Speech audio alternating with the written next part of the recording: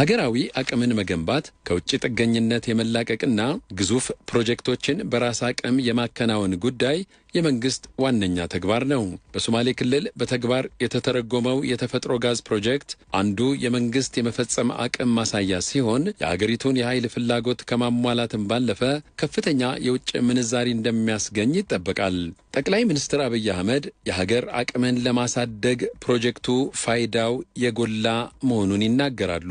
በከተማ ትራንስፖርት 50% አሁን ያለውን ኮስት መቀነስ ማለት በአነስተኛ ገቢ ወጥተው የሚገቡ ሰርተው የሚውሉ ዜጎች በእጅጉ ኑሯቸውን ለማገዝ የሚጠቅም ነው።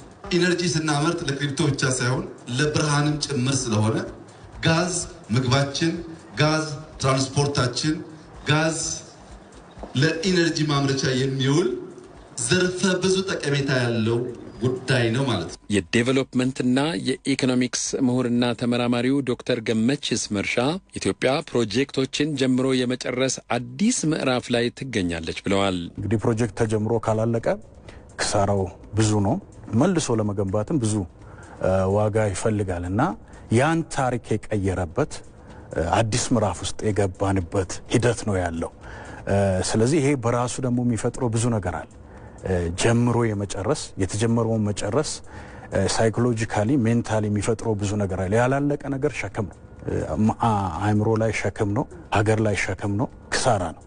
መጨረስ በራሱ የሚፈጥሮ መነሳሳት አለ፣ ወኔ አለ።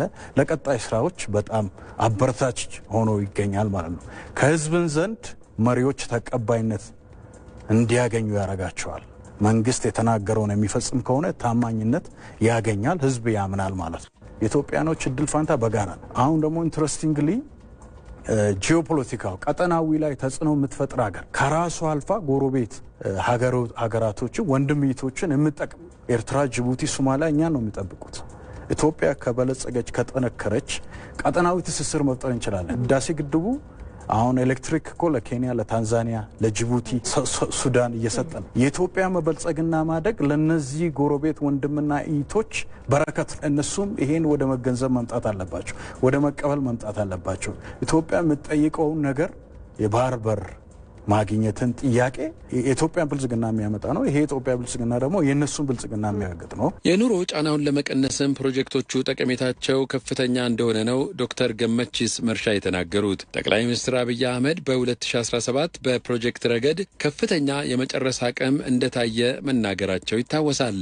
አስደናቂ የሆኑ መጨረሶች እኮ ነው የተካሄዱት በዚህ ዓመት። ሁሉም ኢንዱስትሪያል ፓርኮች በፌዴራል መንግስት የሚሰሩ አልቀዋል። ከፍተኛ የሆነ የመጨረስ አቅም የታየበት ነው። ስኳር ፋብሪካዎች በጣም በርካታዎቹ ተጠናቀው በዚህ ዓመት ብቻ 600,000 ኩንታል ተጨማሪ ድሮ ከምናመርተው በላይ ስኳር ማምረት ችለናል። የሚቀሩን አሉ አንዳንድ ፋብሪካዎች በሚቀጥለው ዓመት በደንብ የምንሄድባቸው፣ ግን በዓመቱ እንጨርሳለን ያልናቸውን ጨርሰናል። አንደኛው ህዳሴ ግድብ እንጨርሰዋለን ብለን ጨርሰነዋል።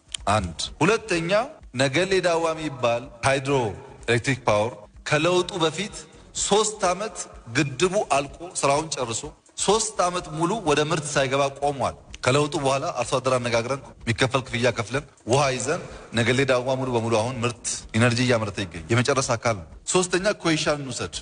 የኮይሻ ፕሮጀክት ከህዳሴ ግድብ ቀጥሎ ትልቁ ፕሮጀክት ነው ለኢትዮጵያ። በገንዘብ ምክንያት ቆሟል ላለፉት ዓመታት። ዘንድሮ ነው የተወሰነ ገንዘብ ኢንጀክት አድርገን ስራ እያስቀጠልን ያለ ነው።